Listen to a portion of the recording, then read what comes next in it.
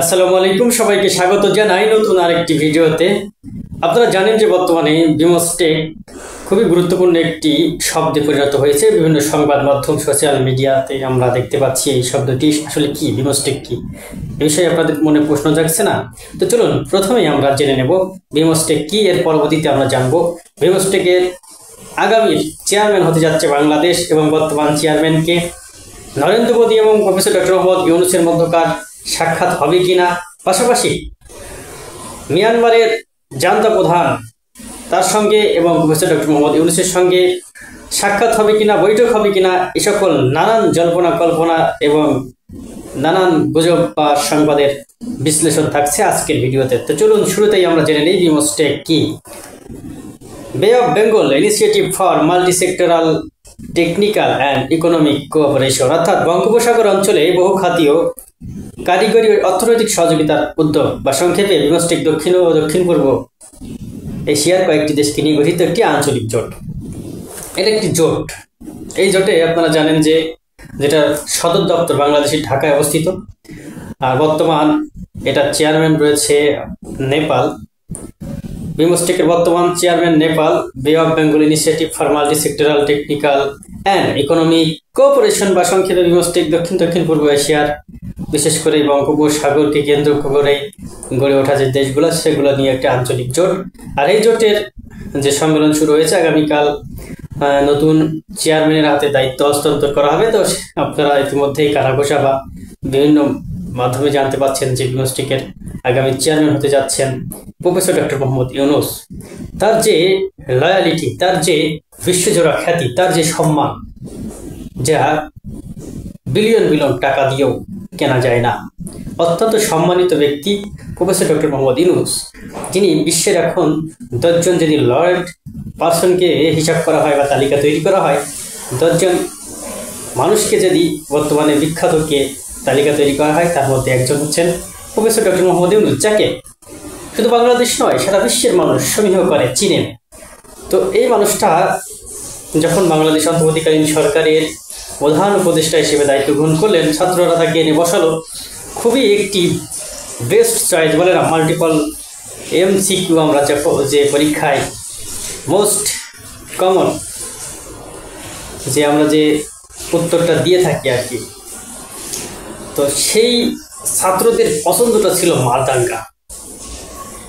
অন্তর্বর্তীকালীন সরকার গঠনের পিছনে যাদেরকে রাখতে চেয়েছিল, আপনারা জানেন যে কিছুদিন আগেই একটি বিষয়ে লিক হয়েছে, বা আপনারা সে বিষয়টি পুরোপুরি জানেন যে অন্তর্বর্তীকালীন সরকারের প্রধান উপদেষ্টা হিসেবে প্রফেসর ডক্টর মোহাম্মদ ইউনূসকে রাখতে চাচ্ছিলেন না অনেকেই, কিন্তু এখানে ছাত্রদের ভেটোতে তিনি বর্তমান অন্তর্বর্তীকালীন সরকারের প্রধান উপদেষ্টা হয়েছেন। এবং 7 মাস পেরিয়ে যাওয়ার পর অনেক কাজ হতে পারতো যদি না আমরা তাকে অসহযোগিতা করতাম। অসহযোগিতা কোন কোন দিক থেকে করা হচ্ছে ইতিমধ্যে আপনারা জানেন। বিভিন্ন সময় বিভিন্ন আন্দোলন করা হচ্ছে, একের পর এক আন্দোলনে পর্যবসিত করা হচ্ছে এই সরকারকে। পাশাপাশি ছিনতাই, চাঁদাবাজি এগুলো তো চলছেই।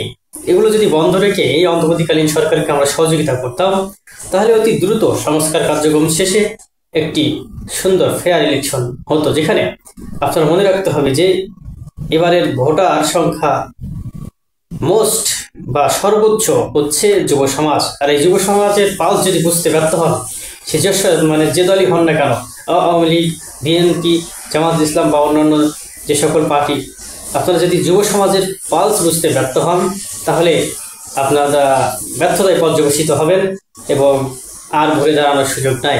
অতএব যুবকরা কি চাচ্ছে, তাদের সেই চাওয়াকে গুরুত্ব দিন। তারা প্রফেসর ডক্টর মোহাম্মদ ইউনূসকে আরও অন্তত 4 বছর, সর্বমোট 5 বছর তাকে একটি ক্ষমতায় চাচ্ছে। আবার অনেকেই পোস্ট দিচ্ছেন যে নির্বাচিত প্রধানমন্ত্রী হলেও সেটা বাংলাদেশের জন্য অনেক বড় একটা পাওয়ার হতো। এমন একটা মানুষ যার সবসময় গুণগান গাইতে হয় না, পরিবারতন্ত্র নিয়ে কথা বলতে হয় না, তিনি সর্বদা সার্বক্ষণিক চিন্তা চেতনা করছেন বাংলাদেশকে কোন পর্যায়ে নিয়ে যাওয়া যায়, বাংলাদেশকে কতটুকু মানে অর্থনৈতিক দিক থেকে বা সর্বদিক থেকে উন্নতির চরম শিখরে পৌঁছে দেওয়া যায়। তো এই বিষয়গুলো নিয়ে যখন তিনি কাজ করছেন, তার শত্রু তৈরি হয়ে গেছে। ভালো মানুষের শত্রুর অভাব হয়। এগুলো থেকে বিরত থাকতে হবে এবং সবাই সজাগ দৃষ্টি রাখতে হবে দেশের উন্নয়নের জন্য এবং সর্বোপরি প্রতিটি নাগরিকের উন্নয়নের জন্য।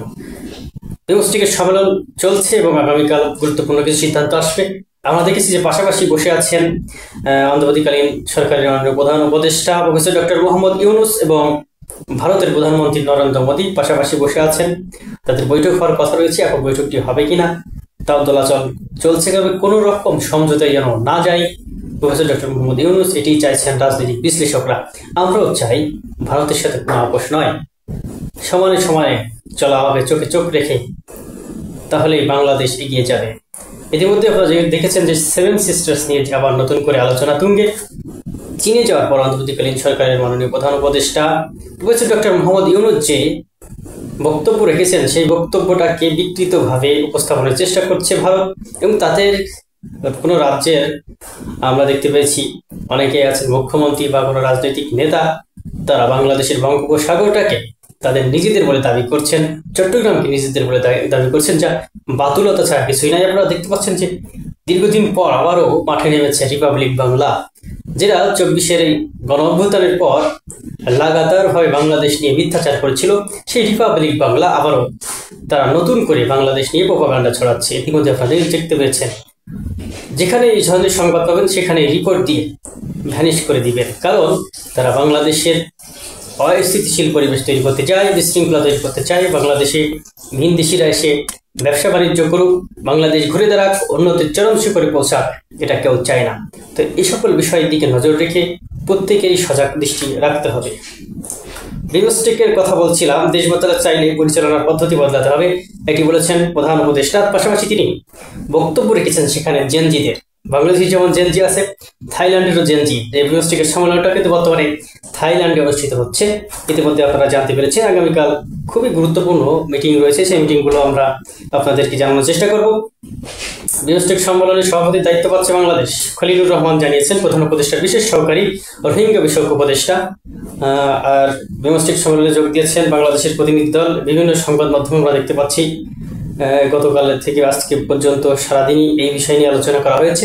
তো বিমস্টেক থেকে ভালো কিছু বাংলাদেশ অর্জন করবে এবং এই দক্ষিণ এশিয়া আগামী দিনের সুপার পাওয়ারে পরিণত যেন হতে পারে বাংলাদেশ।